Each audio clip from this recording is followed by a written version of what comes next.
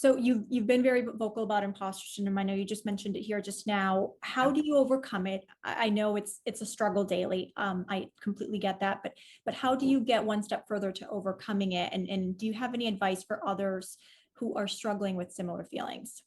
Yeah.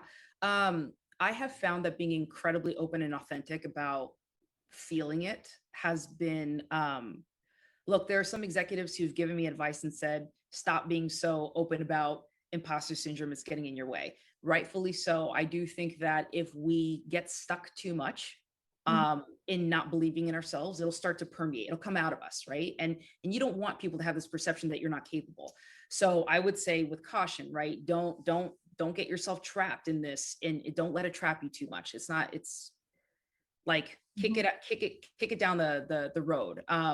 Because there are ways to manage it, but I think it's a muscle that people, look, you're not going to wake up overnight and say that you figured it out and that, yeah, I'm confident now and I feel great and I'm not self-doubting. No, it's a muscle. And I've seen other women, especially executive women, no matter how high they go, again, similar to celebrities, they question themselves. Right. So just I think part of it is accepting the fact that it's a piece of some of us, not all of us. It's a piece of those of us who have it, this imposter syndrome. It's a piece of us that comes with us through the journey. But as we go through this journey, and for instance, a couple of tools that I do is I um I love to write. I've always loved to write. So journaling, the affirmations is powerful. And I read a ton of books. I'm an avid reader, whether it's a column or an advice, I don't know, piece of advice in a magazine, or books on getting better and stronger mentally and spiritually.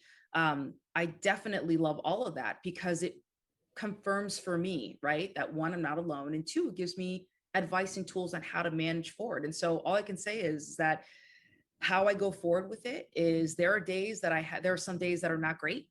There are some days even today where I still feel like I'm not strong. And then there are other days where it clicks and I got it and I'm going to push. But I do recognize that over the last 15 years, every year that has gone by, I have gotten better and better, where that voice in my head gets smaller and smaller. It'll always be there likely, but Sure. we have to exercise that muscle, and we all do it different ways, but you got to continue to exercise that muscle and know that it may feel painful and you may feel like you're doubting yourself, but you cannot stop and think that you're alone. And don't let the idea that you have imposter syndrome keep you from believing in the fact that we can have something more, because you are deserving.